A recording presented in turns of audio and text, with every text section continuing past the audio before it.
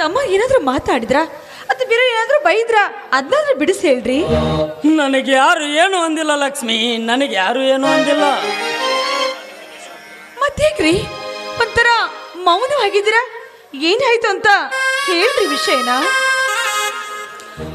ಲಕ್ಷ್ಮಿ, ನಾನು 10 ಎಕರೆ ಜೋಳದ ಗೂಡು ಯಾರೋ ದುರಾಂತರ ಸುಟ್ಟು ಹೋಗಿದ್ದಾರೆ ಲಕ್ಷ್ಮಿ. ನಾನು ಹೇಗಂತ ಸಹಿಸಿಕೊಳ್ಳಲಿ ಲಕ್ಷ್ಮಿ, ಸಹಿಸಿಕೊಳ್ಳಲಿ.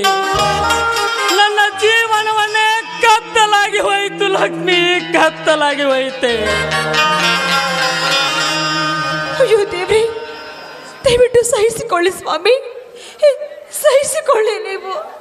ಲಕ್ಷ್ಮಿ, ಏನು ಉಳಿದಿದೆ ಅಂತ ಸಹಿಸಿಕೊಳ್ಳಲಿ ಲಕ್ಷ್ಮಿ.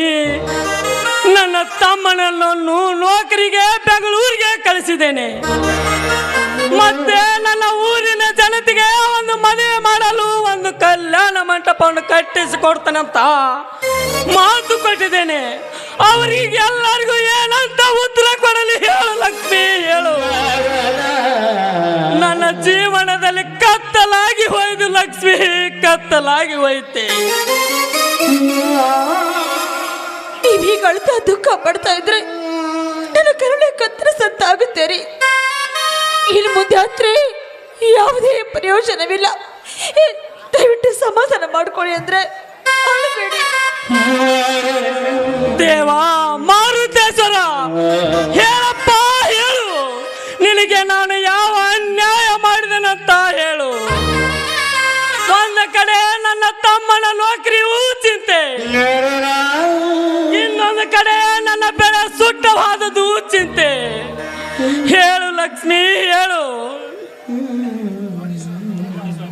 ಸ್ವಾಮಿ, ಆದ್ರೆ ಈಗ ಅಷ್ಟೊಂದು ಹಣವನ್ನ ಎಲ್ಲಿ ತರ್ತೀರಾ ನೀವು? ಹೆದರ ಬೇಡ ಲಕ್ಷ್ಮಿ, ಹೆದರ ಬೇಡ.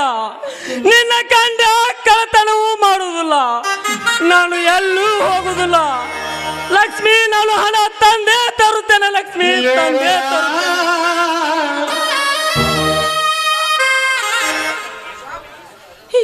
ದೇವ, ಎಲ್ಲ ಪತಿ ದೇವರಿಗೆ ಆದಷ್ಟು ಬೇಗ ಹಣವನ್ನು ತರುವಂತ ಶಕ್ತಿಯನ್ನು ಕೊಡು. ಅವರಿಗೆ ನೀನೇ ಸಹಾಯ ಮಾಡು ದೇವ.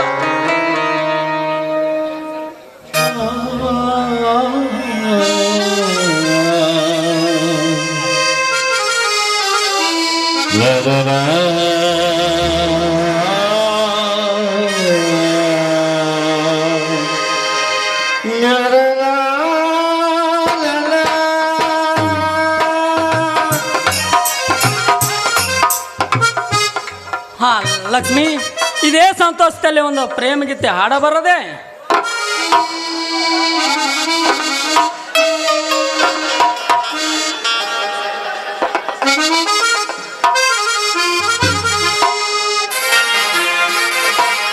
ಕಾವೇರಿಯ ಅಲೆಯೊಳಗೆ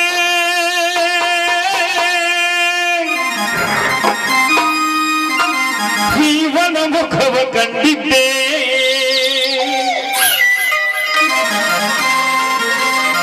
ತಂಗಾಳಿಯು ನಾಡೊಳಗೆ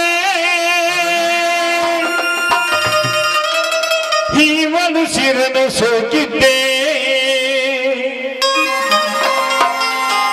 ಮೂಗುತಿ ಮುತ್ತು ಚಂದ,